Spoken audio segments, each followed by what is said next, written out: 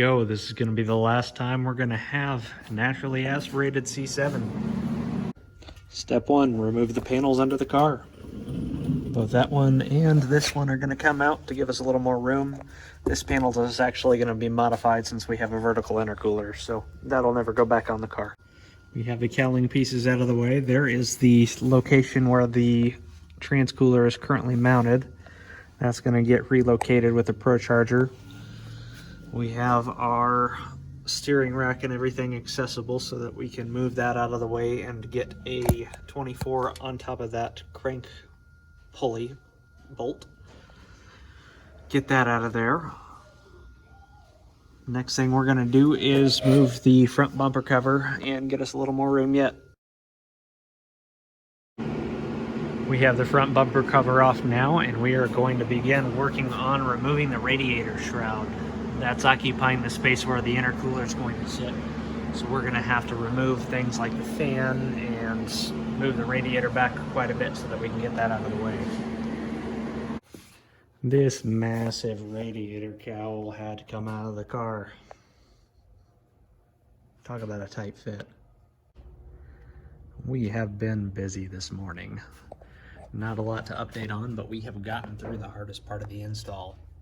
We have our balancer set up, we've got the belt ready, steering's back in, frame has been torqued back to the subframe, sway bars reinstalled, steering's reinstalled. Glad I have that part over with. Now onto the fun stuff. Next up, we are coming into the front of the car and we are installing the radiator cradle that it rests on. And the transmission cooler is going to dangle here for a second. We have this little bracket that sits on top of the cradle that's going to be bolted on. Mounting points for the intercooler here and here. And then once the intercooler's in place, there is a little bracket that comes off of that to hold the transmission cooler. We have the new shroud in, and we have an intercooler hung. Next step, we're going to get the transmission cooler bolted up to the intercooler, and after that we will tighten everything down and get its final fitment in place. And we have a bracket that's not cut right. Technically a little post that's not welded right, but either way it's got to come off and be machined. Fun. We have the transmission cooler and intercooler loosely mounted now to their new brackets. And before we go tighten up all of these bolts and get everything in its final resting place, we're going to look for interference points like this right here and like these two bolts right here, and we're going to put some rubber insulation over them so that when this comes up and touches, it's not going to eat away at the intercooler. There is also a place where I don't like where the transmission lines are sitting a little closer to the intercooler than I really want. We're going to put some rubber around that as well so that that doesn't eat away over time as things vibrate. Getting closer, I've got the intercooler mounted as well as the cradle, and now I'm working to get the transmission cooler's alignment right, and we have some more clearance issues that we need to address. I really don't like the angle that the transmission cooler lines are coming through here, but it is what it is. I was thinking about wrapping this bottom one that's touching the actual intercooler in a rubber hose, but I think that's going to pull it out too far. So again, we're going to use some rubber tape back here as well as right in this joint, and potentially over behind this line and this bracket here to give a little bit of insulation in case anything rubs down the road. We're going to have this as far out and up as we can to give clearance for the bumper cover and to keep everything as far away from the intercooler as we can to make it last. We have our front mount intercooler and transmission cooler mounted and secured. They are all tightened in their final resting location. And next we are starting to work on installing the supercharger and the bracketry for it. We have our ProCharger main bracket assembled and we're ready to go put it on the car. Next in line, we're supposed to put this giant molded silicone hose on the end of the supercharger here and route it over to the intercooler. And as you can see, there really isn't a whole lot of clearance between the different components here.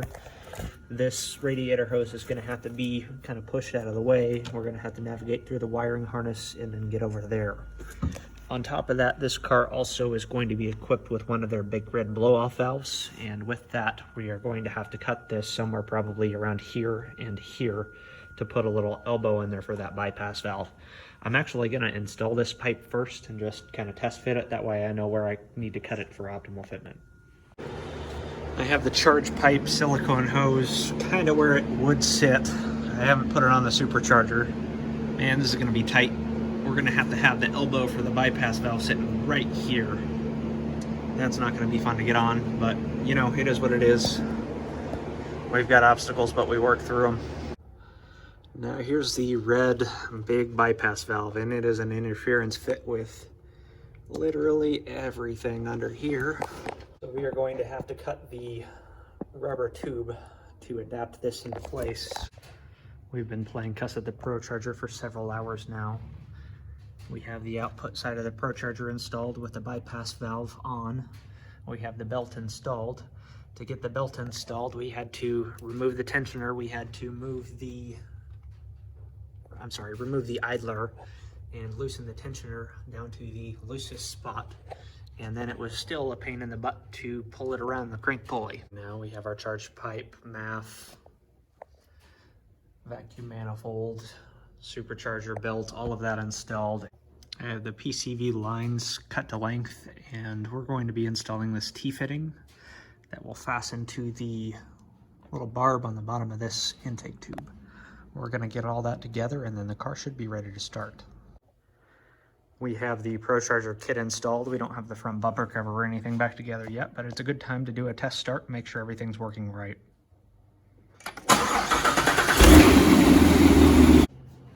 Man, she is looking good. We finished installing the ProCharger kit and buttoning everything up last night, and we are going to be dyno tuning tomorrow during the day. This project's really coming together and looking sharp.